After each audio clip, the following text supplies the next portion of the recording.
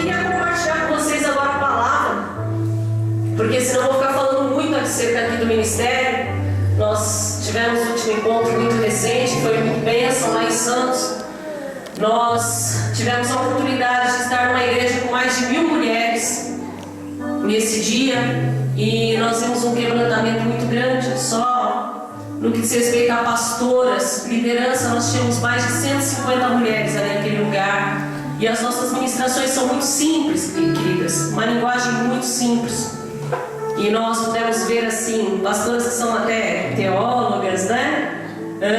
Tem até muito mais conhecimento e sabedoria do que as nossas preletoras, mas assim, se quebrantarem mesmo na presença de Deus. Então, se eu for compartilhar com vocês o que nós vimos ali, eu vou ficar muito tempo, porque é muito extraordinário. Mas eu quero compartilhar aquilo que Deus colocou no meu coração, e o Senhor falou comigo e está falando comigo através dessa palavra, e que essa palavra possa edificar a vida de vocês.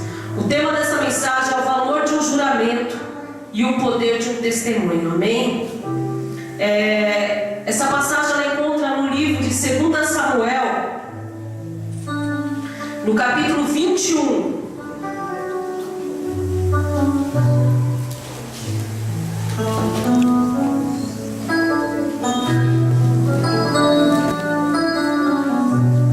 No livro de 2 Samuel, nós vamos ler do 1 ao 14, diz assim: E houve nos dias de Davi uma fome de 3 anos consecutivos.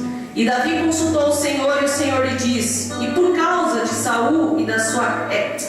E lhe disse: É por causa de Saul e da casa sanguinária, porque matou os gibeonitas. Então chamou o rei aos gibeonitas e lhes falou: Ora, os gibeonitas não eram dos filhos de Israel, mas do restante dos amorreus, e os filhos de Israel lhes tinham jurado. Porém Saul, no seu zelo, a causa dos filhos de Israel e de Judá, procurou feri-los.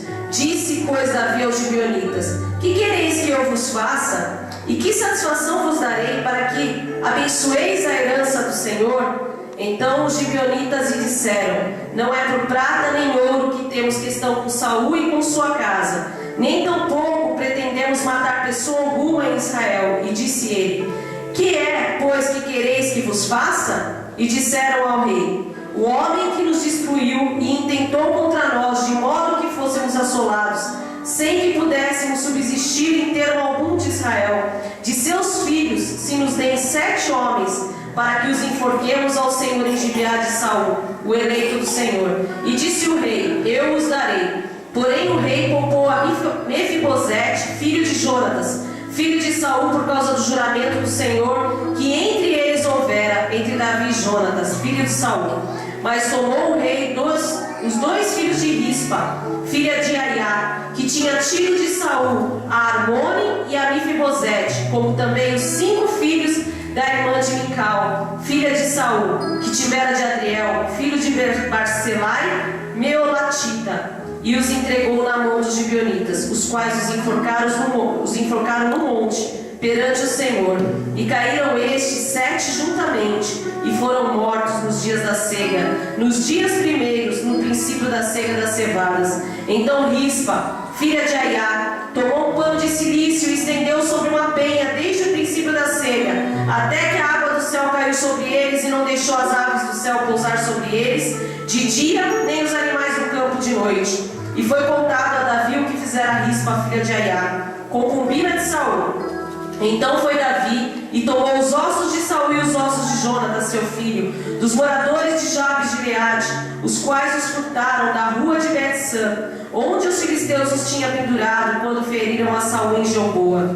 E fez subir dali os ossos de Saul e os ossos de Jonatas, seu filho, e ajuntaram também os ossos, os enforcaram, e enterraram os ossos de Saul e de Jonatas, seu filho, na terra de Benjamim, Zelá, na sepultura de seu pai. Quis e fizera tudo o que o rei ordenara, e depois disso Deus se aplacou com a terra. Amém? É uma história assim que a gente lendo, parece ser uma história bastante dramática, uma história assim que fica até difícil nós entendermos o contexto, mas essa história ela relata acerca de 3 pessoas, e eu queria estar contando um pouco da história acerca dessas 3 pessoas. Primeiro ela relata acerca do rei Davi. Ela relata também acerca de um povo que são os gibeonitas. E o foco principal da história que nós vamos estar relatando é a história de uma mulher que se chama Rispa. Aqui conta, eles já tinham passado por todo o processo de conquistar as terras e já tinham entrado na terra de Canaã, na terra prometida. Davi já tinha assumido seu reinado, Saul já era morto. E o que acontece? Vieram 3 anos de fome sobre a terra de Israel. E acontecendo esses 3 anos de fome, Davi foi e consultou o Senhor, perguntando: Senhor, o que está acontecendo? Por que a terra não é abençoada? E o Senhor disse: existe um peso de sangue sobre os gibeonitas. E quem eram esses gibeonitas? Esses gibeonitas, se você for lá na história de Josué, você vai ouvir falar desse povo. E esse povo era um povo que não pertencia à nação de Israel. Mas quando eles viram Josué conquistando Jericó, conquistando a cidade de Ai, conquistando todas as cidades, e eles viram que eles iam perder uma batalha, eles tramaram algo mentiroso, e Josué caiu, mesmo sendo um homem de Deus. Eles foram até Josué com roupas velhas, com vestes velhas, com pão embolorado, e disseram: nós viemos de longe, queremos fazer uma aliança de paz com vocês. Nós queremos ser seus servos, nós queremos servir o vosso Deus. E enganaram Josué. E Josué prometeu não exterminar a eles. E eles seriam servos de Israel e carregariam as armas dos soldados para a batalha. Só que Josué fez uma aliança e prometeu diante de Deus que esse povo não seria destruído. E depois de um tempo, foi-se descoberto que eles não eram um povo de longe, muito pelo contrário, eles eram um povo de perto, e que com certeza eles seriam destruídos, e que eles haviam enganado Josué. E aí o que foi feito por Josué? Então vocês a partir de agora não vão mais carregar mais arma, vocês vão ser aqueles que vão carregar a lenha do santuário. Então eles passaram a fazer o papel que as mulheres faziam, que era carregar lenha e carregar água, e ficaram ali como servos. Mas existia uma promessa e não poderia matar a esses homens. Só que Saul, quando assumiu o reinado, com certeza esse povo, com o passar do tempo, eles criam um Deus que era o Deus de Baal. E com o passar do tempo, o que eles começaram? Até zombar do povo de Israel, porque eles tinham que ser poupados deste povo, não poderiam ser mortos, habitavam no meio deles e achavam que eles poderiam fazer exatamente como o povo de Israel fazia. E Saul pegou e ficou muito irado desse povo. E Saul pegou e matou um monte desse povo. Só que, queridas, existia uma aliança. Josué, lá no passado, havia feito uma aliança. Uma coisa que o Senhor fala muito claro em nossos corações: ainda que nós achamos que as alianças erradas perante os olhos de Deus, elas não são reconhecidas, eu quero dizer para vocês, queridas, que um juramento feito diante de Deus, independente se for da maneira certa como nós entendemos hoje ou não, para ele tem a mesma validade. Nós hoje ouvimos aí fora, muitas vezes, mulheres que falam assim: não, mas eu casei na igreja católica, não, mas eu casei no espiritismo, não, mas eu tenho uma aliança, eu dormi com um homem, eu vivo com ele há um tempo, e isso é uma aliança, existe uma aliança, né? Mas não tem problema nenhum, não, eu posso me divorciar, eu posso me separar. Diante de Deus você tem um juramento, e o Senhor, Ele faz questão de que esse juramento seja mantido. Tanto isso é verdade, se vocês olharem aqui no versículo,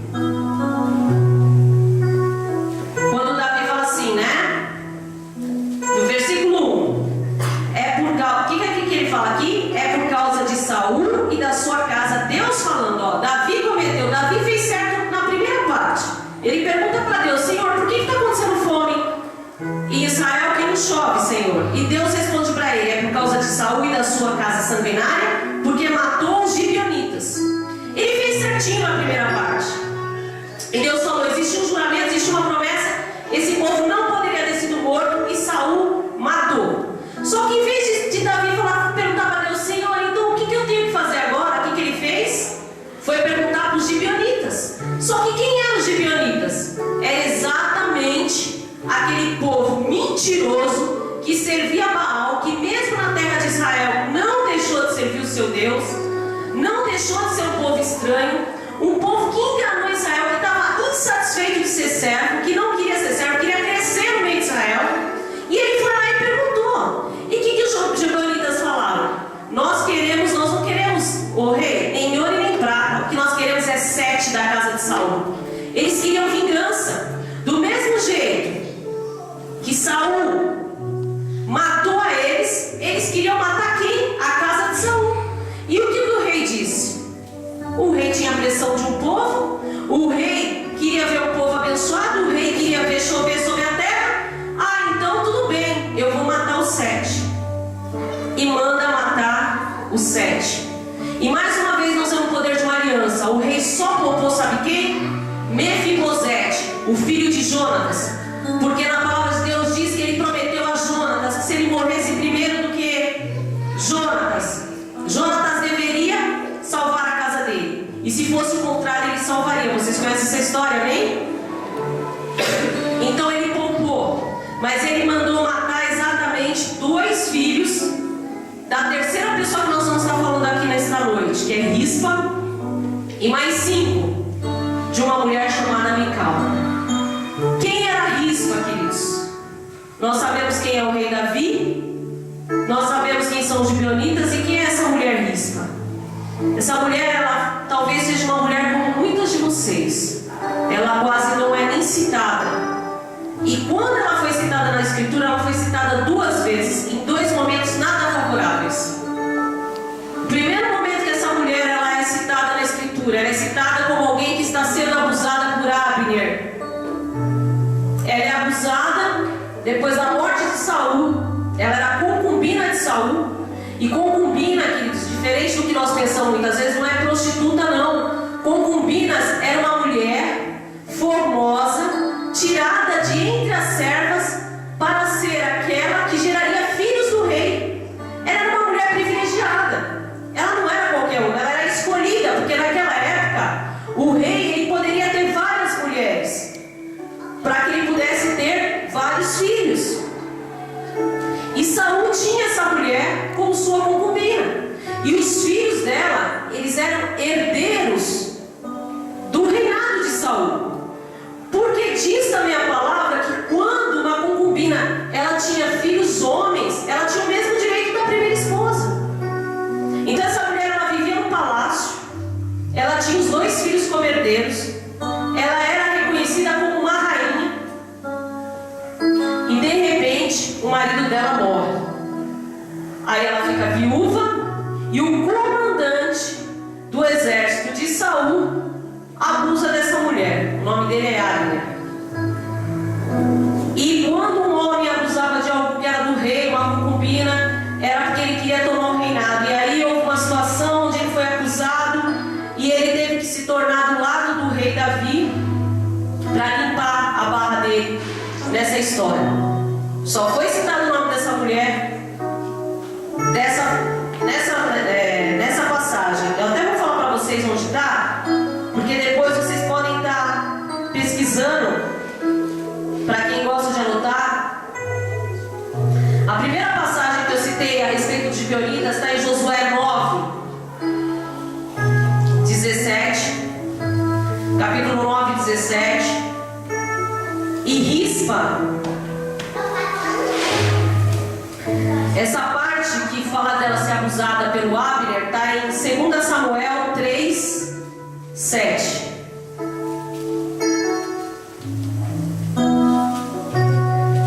Depois desse episódio aí, ela só é citada novamente dessa tragédia, onde os filhos dela são mortos. Vocês imaginam a situação dessa mulher? Viúva, deixou de ser honrada como rainha, já não estava mais vivendo no palácio, e a única coisa que restava para ela eram esses 2 filhos. E pelo que a palavra retrata, que eles já eram jovens. E geralmente quando a mulher ficava viúva naquela época, eram os filhos que eram responsáveis pelo sustento da mãe, da viúva. E ela já não estava mais morando no palácio, porque ela já estava sendo viúva do rei Saul. E de repente chegam diante da casa dessa mulher de uma forma terrível, vingativa, onde ela não tinha nada a ver com a história, e falam: olha, os seus 2 filhos vão ser mortos, porque o rei Davi precisa fazer aquilo que os gibeonitas estão pedindo. E ali pegaram os 2 filhos dela e mais 5 filhos de Mical, que eram netos de Saul, e levaram para ser enforcados. E aí nós vamos ler, eu vou ler na versão internacional agora, que é um pouco mais simples, que diz assim no capítulo 10: então Rispa, filha de Aiá, pegou um pano de saco e estendeu para si sobre uma rocha, desde o início da colheita até a cair chuva do céu sobre os corpos. Ela não deixou que as aves de rapina as tocassem de dia, nem os animais selvagens à noite. No capítulo anterior, no 9, diz: e os entregou na mão dos gibeonitas, os quais os enforcaram no monte perante o Senhor. E caíram estes 7 juntamente, e foram mortos nos dias da cega, nos dias primeiros, no princípio da cega das cevadas. A maldade desse povo era tão grande que eles enforcaram eles e queriam que eles ficassem expostos ali. E para o povo de Israel, queridos, o enterro é uma coisa sagrada. Existe todo um ritual quando a pessoa morre, porque eles consideram a morte muito mais valorosa do que a vida. Então eles têm todo um ritual. Prova disso que a gente sabe na passagem de Jesus, quando aquelas mulheres foram com os perfumes, né? Tem um ritual de quando a pessoa morre, ela tem que ser envolvida por um pano, um manto branco, e ali é colocado perfume sobre este defunto, e ele tem que ser velado no mesmo dia. Ele só não é velado no mesmo dia caso ele morra na sexta-feira, e aí ele tem que ser enterrado no sábado. Mas eles têm uma série de rituais porque eles valorizam muito, e eles creem que através disso a alma dele vai se chegar mais rápido, mais fácil a Deus. É um ritual deles desde o passado. E essa mulher, de repente, sem força nenhuma, porque a mulher não tinha voz ativa nenhuma naquela época, ela não pôde gritar, ela não pôde fazer nada, ela simplesmente teve que obedecer uma ordem do rei, e os filhos dela foram enforcados. Mas o mais extraordinário, queridos, foi o posicionamento que essa mulher teve. O posicionamento é algo dela assim, que quando a gente começa a refletir, a gente fala assim: será que existe rispas nos dias de hoje, no nosso meio? Porque diz que ela não gritou, disse que ela não esbravejou, disse que ela não fez um protesto diante da casa do rei, dizendo: você é um homem injusto, porque o que meus filhos tinham a ver com isso? O que meus filhos tinham a ver com a história? O que meus filhos tinham a ver com o juramento que vocês fizeram com os gibeonitas? O que eu tenho a ver com o meu ex, né? Filho do meu pai, dos meus filhos, que matou os gibeonitas? Ela não fala que ela fez nada disso, fala que simplesmente, depois que os filhos dela foram mortos ali, e estavam ali naquele lugar horrível, porque eles foram enforcados e foram largados naquele lugar, diz que ela pegou um pano de saco e estendeu para si sobre uma rocha. E esse pano de saco, na linguagem original, fala pano de silício. Era um pano utilizado como humilhação dos judeus. Todas as vezes que eles iam entrar em jejum, todas as vezes que eles queriam se consagrar diante de Deus, eles colocavam esse pano de silício. É o mesmo pano que é colocado quando a pessoa morre, porque para os judeus todos têm que morrer e ser enterrados da mesma forma, de uma forma simples. E foi esse o pano. Ela não estendeu uma bandeira de protesto dizendo quero paz sobre Israel, mas ela estendeu um pano de humilhação diante de uma rocha. E diz ali que desde o início da colheita até o cair da chuva do céu sobre os corpos, ela não deixou que as aves de rapina os tocassem de dia, nem os animais selvagens de noite. Queridos, essa mulher ficou velando o corpo desses filhos durante 6 meses. 6 meses. Porque os estudos relatam que aqui, desde o início da colheita até cair a chuva do céu, que é o período que eles dizem aqui como outono. São períodos de 6 meses. Vocês imaginam a dor dessa mulher com um pano sobre uma rocha, velando pelo corpo desses filhos dela. E ela não velou sobre o corpo, porque aqui não cita Mical, cita só Rispa. A mãe dos outros 5 não é nem citada. Mas essa mulher diz que ela ficou velando os 7 corpos. Mais para frente nós vamos ler. E diz que ela ficou velando os 7 corpos. E o mais extraordinário é que ela fala aqui que ela não deixava que as aves de rapina tocassem de dia, nem os animais selvagens à noite. Queridos, vocês sabem o que é um corpo em decomposição? Às vezes a gente vê um urubu rondando por cima de alguma coisa, a gente fala, deve ter algum corpo, algum animal, alguma coisa morta ali. Imagina o mau cheiro que estava neste lugar. Essa mulher diz que nem de dia nem de noite, ou seja, uma redobé. Eu acredito que tinham pessoas que tinham misericórdia dessa mulher, iam levar algum tipo de alimento, uma água, porque ela simplesmente disse: eu não vou sair deste lugar enquanto meus filhos não tiverem um velório digno. Eu não vou sair desse lugar enquanto o rei não tomar uma posição diferente, porque meus filhos já morreram, não tem mais jeito. Mas eles não vão ficar aqui, eles não vão ser devorados pelos animais. E eu até peguei aqui, para a gente entender um pouquinho o que é aves de rapina, né? Que fala bem claro aqui. São chamados todos os pássaros carnívoros e caçadores. Os mais conhecidos são as águias, os gaviões e os falcões. Mas também fazem parte do grupo algumas espécies de corujas e abutres. Os rapinantes representam cerca de 10% dos animais do planeta. São predadores perfeitamente equipados para matar. Esses animais têm visão aguçadíssima, enxergam em média 2 vezes mais do que o homem. Assim são capazes de avistar sua presa a dezenas de metros de altura e mergulhar diretamente sobre ela. São também as aves mais velozes que existem, atingem até 268 km por hora. No caso do falcão peregrino. E como se não bastasse, ainda possuem 2 armas letais: o bico afiado e as garras em forma de foice. Graças a esses atributos, elas quase sempre pegam sua vítima na primeira tentativa. Essas são as aves de rapina. E quem são os animais selvagens que cita aqui à noite?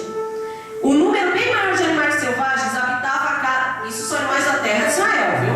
A terra de Israel é um tempo bíblico. Do que acontece atualmente: lobos, leões, ursos, raposas e chacais, o jumento selvagem, o íbex, veados e gazelas, camundongos, ratos e outras criaturas pequenas. Queridos, eu fico imaginando essa mulher velando esses corpos. E de dia, o esforço que ela fazia para que essas aves que têm todas essas características não chegassem para devorar aqueles corpos. E à noite não viessem esses animais para devorar esses corpos. Eu fico imaginando que essa força dessa mulher durante 6 meses só pode ter vindo dos céus, porque diz essa mulher que ela estava vestida com um pano de silício sobre uma rocha. E o pano de silício, querida, simboliza a humilhação, e a rocha simboliza a palavra de Deus. Eu creio que essa mulher, como uma israelita que ela era, ela ali deveria orar ao Senhor para que tivesse misericórdia, para que aquela situação fosse mudada. Eu não sei se existem mulheres aqui nesta noite que têm filhos que estão mortos como esses, talvez cheirando mal. Talvez eles não estejam fisicamente mortos, como aconteceu com esses, mas espiritualmente eles já estão. Eles já estão enforcados nas suas malignidades, que o mundo coloca, em vícios, em tantas coisas.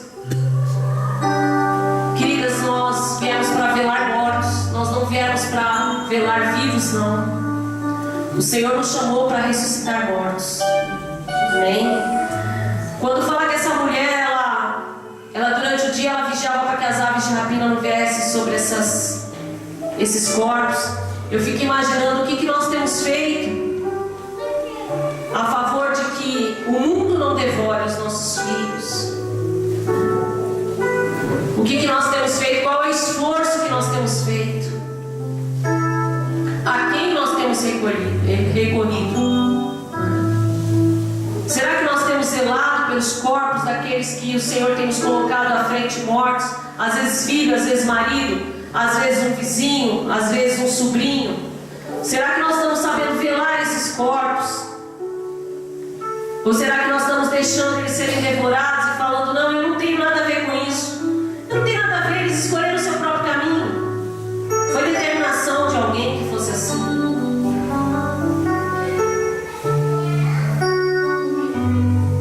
Essa palavra, queridos, acerca dessa mulher, ela é muito profunda.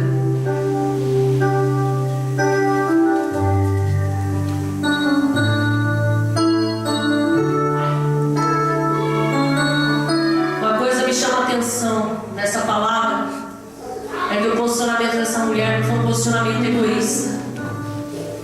Primeiro, porque ela não ficou só observando acerca dos dois filhos dela, mas ela ficou observando também acerca dos cinco filhos de Mical.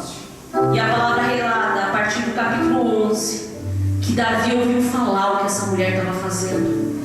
Essa mulher, ela tomou uma atitude aonde ela abriu mão e aonde, de uma forma desesperada, ela cuidava 24 horas de corpos em decomposição, fedendo, sem se importar como ela estava.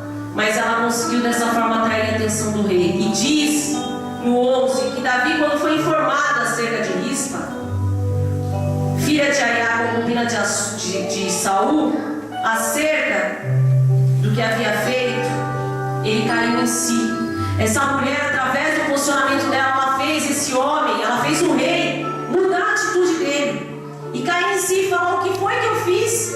Eu, ao invés de consultar o meu Deus do que eu deveria fazer, eu consultei a homens que se vingaram de corpos de pessoas inocentes.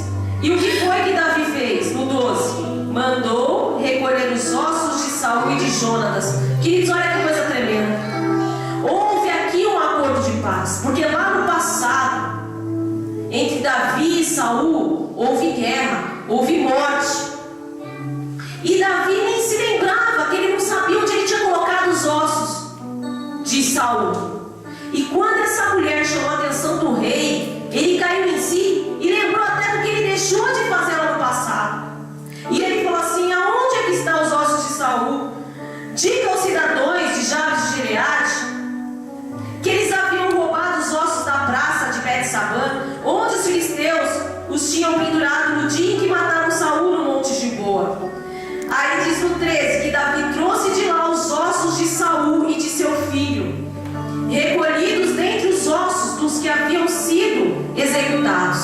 Diz que ele pegou todos os ossos daqueles 7 de Saul, do filho de Jonatas, e os enterrou no 14 no túmulo de Quis. O túmulo de Quis era o túmulo do pai de Saul, em Zelá, na terra de Benjamim. E fizeram tudo o que o rei tinha ordenado. Aí, queridos, sabe o que aconteceu? Para quem está com a Bíblia aí, depois disso, Deus respondeu às orações em favor da terra de Israel. Olha que coisa tremenda, queridos. Deus não respondeu em favor em torno da terra de Israel, que passava fome há 3 anos, porque Davi ouviu a voz dos gibeonitas, porque ele, como rei, errou. Mas aqui diz que depois que ele enterrou a todos aqueles que eram julgados como inimigos, a todos aqueles que foram vingados, diz que depois que ele enterrou de uma forma digna no túmulo de Quis, aí o Senhor abençoou a terra de Israel. Tem outras versões que diz que daí o Senhor fez cair a chuva sobre Israel. Diz que aqui, na versão da Revista Corrigida, diz que fizeram tudo que o rei ordenara, e depois disso Deus se aplacou com a terra. Ou seja, Deus tirou a ira da terra. Sabe por que Deus está virado com a terra? Porque a terra estava vivendo em torno de vingança, queridos. Era um querendo se vingar, era olho por olho e dente por dente. Deus já não aguentava mais ver essa situação.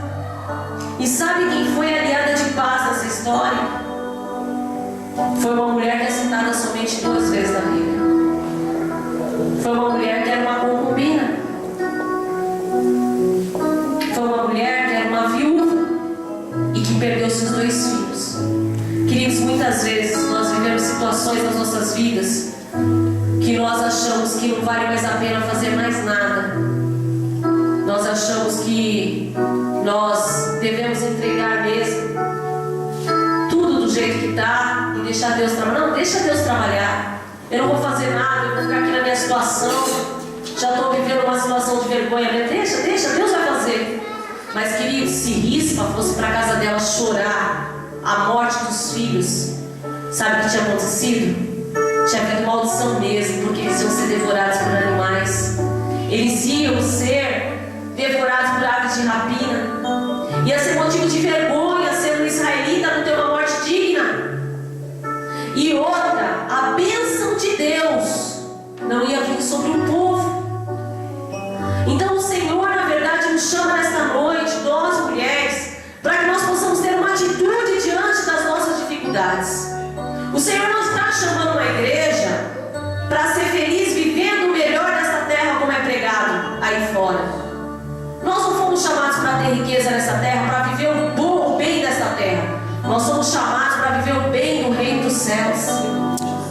Nós somos chamadas, queridas, para mostrar a diferença, para chamar a atenção do rei, para chamar a atenção de uma sociedade, para chamar a atenção dos vizinhos, no meio das lutas que nós vivemos. Porque é fácil nós mostrarmos o Deus que nós queremos como tudo estava indo bem. Eu acredito que para Rispa era ótimo ela falar: sabe quem eu sou concubina. Os meus filhos são herdeiros. Para ela deveria ser maravilhoso no tempo que ela era concubina de Saul, morava dentro do palácio.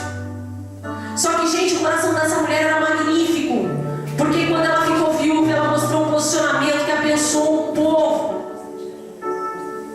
É isso que Deus espera, o poder de um testemunho. Como que nós temos testemunhado, queridos? A nossa vida cristã em meio às adversidades.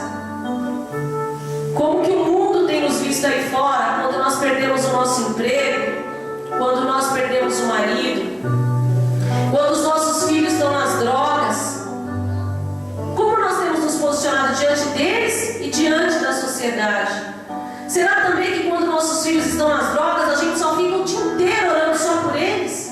E nem nos lembramos sequer de orar pelos outros também que estão na mesma situação? Muitas vezes nós oramos pelos nossos filhos e amaldiçoamos os traficantes que eles estão indo comprar as drogas, ou amaldiçoamos os amigos deles. Não, são as companhias deles. Queridos, as companhias dos seus filhos também estão debaixo de um mal terrível de Satanás, de uma prisão. Eles também precisam da misericórdia. Se Rispa tivesse velado só o corpo dos 2 filhos, talvez Israel não tivesse recebido a bênção, mas Deus viu um coração misericordioso nela. Eu ia pregar outra coisa, queridas, para vocês, mas o Senhor falou: filha, é acerca dessa mulher que eu quero que você fale. É acerca dessa mulher, porque eu quero levantar no ano de 2011 até o final do ano Rispas que venham fazer a diferença em Rio Grande da Serra, que venha fazer a diferença nessa nação, que venha incomodar o coração do rei a ponto dele cumprir o que ele tem que cumprir, a ponto dele se arrepender. Queridos, nós podemos fazer o prefeito se arrepender do mal que ele está fazendo. Nós podemos fazer um presidente se arrepender do mal que ele está fazendo. Nós podemos fazer a bênção de Deus vir sobre nossa terra. Não é olho por olho, não é debaixo de vingança, mas é debaixo de posicionamento de humilhação, como essa mulher, pano de silício, humilhação numa rocha. É nessa posição que nós vamos conseguir fazer com que a história dessa nação seja mudada. Amém?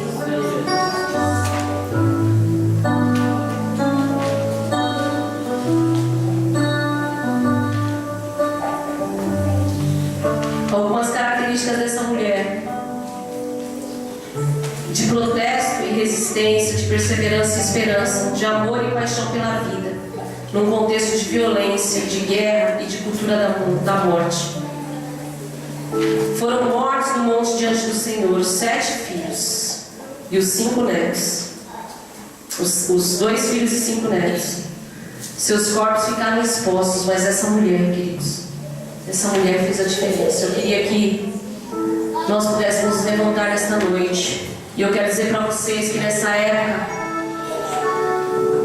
não foi falado acerca ainda, era citado por alguns profetas, mas eu queria que vocês se posicionassem em pé agora, acerca de alguém que veio trazer muito além da morte, mas veio trazer a ressurreição.